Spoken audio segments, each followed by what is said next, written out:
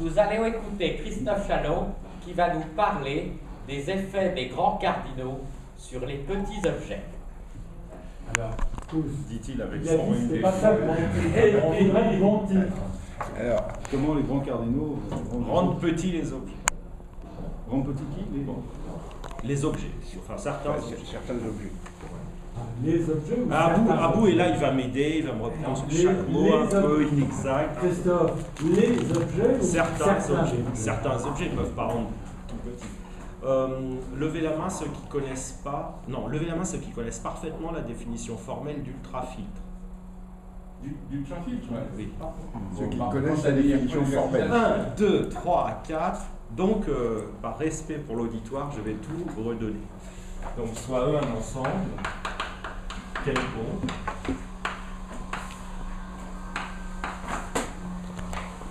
Je vais même essayer de faire de la pédagogie de pagode. Ah oui, oui. Pourquoi tu dis un oui, oui? Oui, oui. Soit un élément de E. Vous prenez l'ensemble suivant, je vais l'appeler WA. L'ensemble des parties de E qui contiennent A. Bah, vous voyez cet ensemble WA, c'est la carte d'identité de A. Ça vous permet, si vous le connaissez, vous connaissez A. Qu'est-ce qu'il a comme propriété? Il a les propriétés suivantes.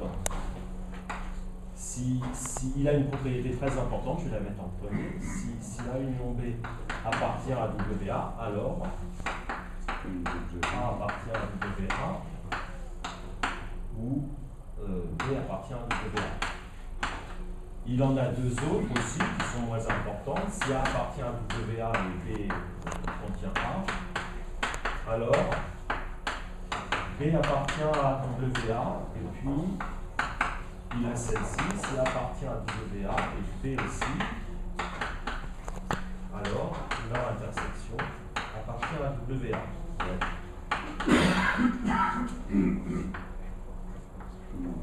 Bon, bah, un ultrafiltre sur E. Tu oublies la propriété la plus importante des ultrafiltres. Non, pas la plus importante. Non, c'est pas celle-là. Et il y en a une plus importante que ça. Si grand X est une partie de E, alors ou bien. Non, je l'ai mis.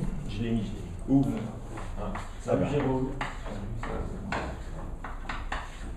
Alors bon, déjà pendant la première heure, la pause cigarette et la deuxième heure, l'axiome du choix, on est dans ZF et on a l'axiome du choix et l'axiome de fondation pour éviter les complications.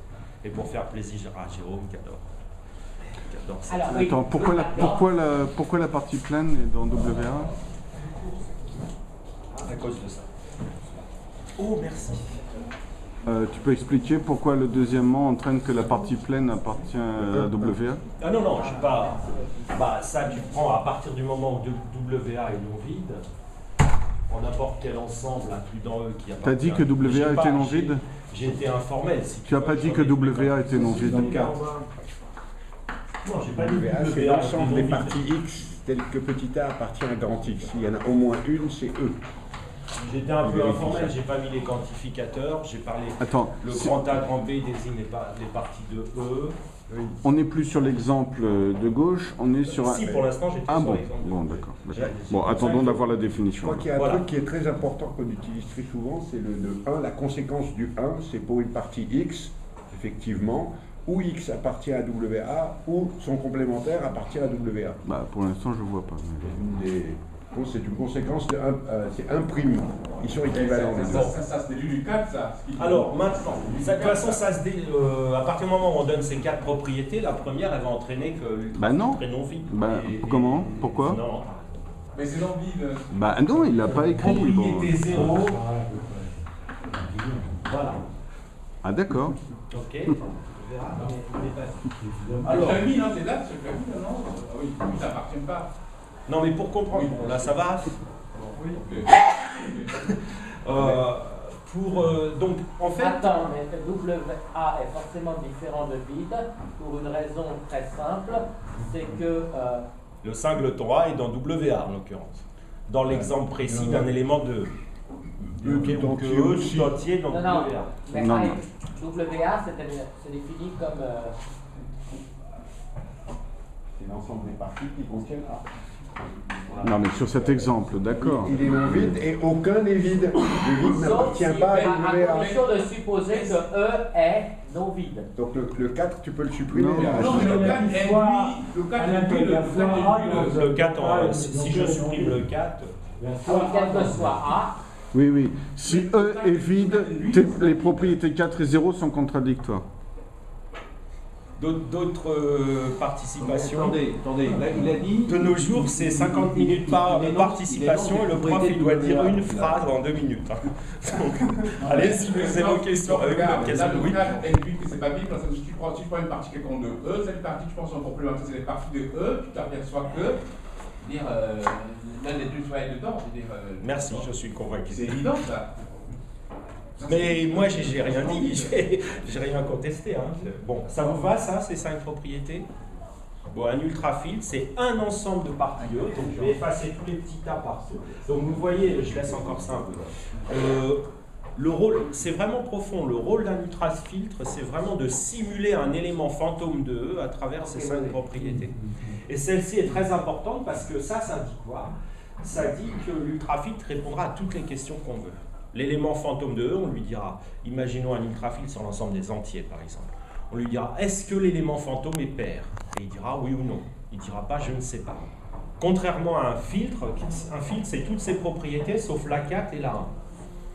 Un filtre, il répondra d'une manière cohérente aux questions, mais il dira souvent je ne sais pas. Vous prenez le filtre de Fréchet par exemple sur l'ensemble des entiers, c'est-à-dire l'ensemble des complémentaires des ensembles finis. sur le 4, non? Non, c'est une question de convention, mais Non, bien sûr, c'est une question de... Mais non, c'est une question de convention. Bah, vous allez voir que tout à l'heure, j'ai besoin qu'il ne vérifie pas le 4. Mais c'est- D'accord. Oui, de la même façon que l'idée que A est un idéal Anatole. pour lui-même et qu'il n'est pas maximal, même s'il est plus grand que tout idéal maximal, c'est ça que tu veux dire. Tu as commencé une phrase sur le filtre de Fréchet peut répondre ou pas à certaines questions. Oui, À vous quelle voyez. question il ne répond pas?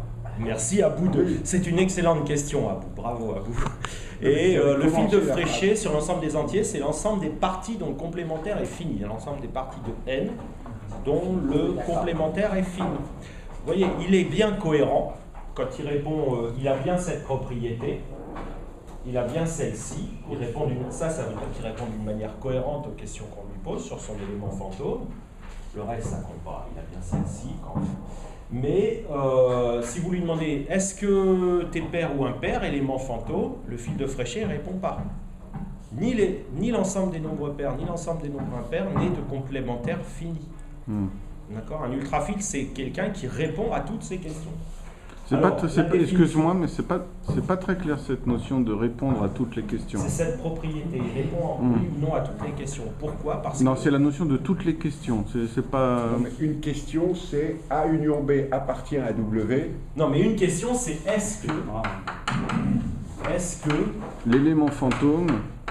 fantôme appartient à X? Et si tu veux, ça, cette propriété, elle fait que E, il dira non si cet élément est dans W, il dira oui si cet élément est dans W. D'accord? On va perdre du temps, mais je peux essayer de vous le dire en termes de morphisme sur un produit d'anneau, produit de Z sur 2Z. Oui, Jérôme? C'est petit a qui appelle l'élément fantôme. Est-ce que Non, petit a, là, c'est un élément réel. Mais si j'oublie petit a et que je prends une partie qui a ces 5 propriétés, alors je m'attends de cette partie qu'elle me parle d'un élément fantôme que je ne verrai jamais et qui, on va le voir, est parfois vraiment un élément fantôme, il n'est pas réel. Est-ce que tu considères que cet objet WA, avec éventuellement 3, 4 et 5 optionnels, est-ce que tu considères qu'il voit petit a ou pas? Bah oui, c'est ce que j'ai dit au départ. Il Il est était arrivé en retard, Oui, sans billet d'absence. il est peut-être temps que tu parles de... WA, c'est l'ensemble des... Non, mais tu vois bien que... WA, c'est l'ensemble des parties de E qui contiennent A. Oui, j'ai compris, j'ai tout lu la définition. Donc, tu connais WA, tu connais A. Non, parce que... Bah si, parce que le singleton A est dans A est WA. partout, donc il ne se distingue pas, A est partout. Donc, Petit a, c'est un élément de E. Oui, il accroche le- WA, ça dépend de A, et c'est l'ensemble des parties qui contiennent A. Et en particulier, WA contient le singleton A. Certes, Et Au quand tu sens connais le de- singleton A, tu connais A. du point de vue de WA, pour qu'il voit A, il faut quelque part, à mon avis, Faut qu'il ait une des séparation, quelque chose. Ou des yeux, oui, il y a un problème. Mais sinon, c'est injectif. Est-ce que je Il peux... voit A, moi je te réponds, il voit A dans le sens que ça, c'est une application injective. Qui caractérise entièrement A. Bon, Tu je connais crois- WA, tu connais A. Il me semble que c'est assez clair. Il peut continuer. Bon, réfléchissez un peu, tu verras. Oui. Jérôme, dans l'application Maintenant, est injectif. Définition. Ah, pardon. Tu prends deux éléments différents et tu trouves dans J'efface, hein. WA' deux éléments différents. Il est énervé là. Et pas. Non, non, mais vas-y, Oui, énervé. non, mais parce que ça, quand tu dis l'application qui a associé WA injective, tu te places en dehors de WA. Moi, j'ai posé la question en disant est-ce que WA a conscience de A? Oui, mais ça, c'est une Et ça, question c'est philosophique. Est-ce que les objets mathématiques ont une conscience Ont une Jérôme conscience. Je sais pas. J'en sais rien, je vais te répondre, je ne sais pas. Bah, peut-être les Si la fantômes, question non n'est pas comprise, c'est pas grave. C'est bon. Les fantômes. Ah, et toi, est-ce que WA a conscience de. Ok, bon. Si j'efface maintenant, donc ça, j'ai pas besoin de l'effacer. Si j'efface ça, partout le petit A,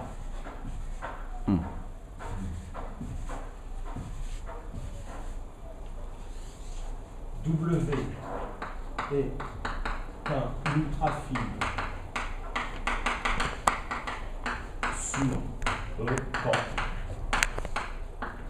Ah, c'est du mal à voir. Quand on a ces 5 propriétés, Ok. d'accord? Alors, définition.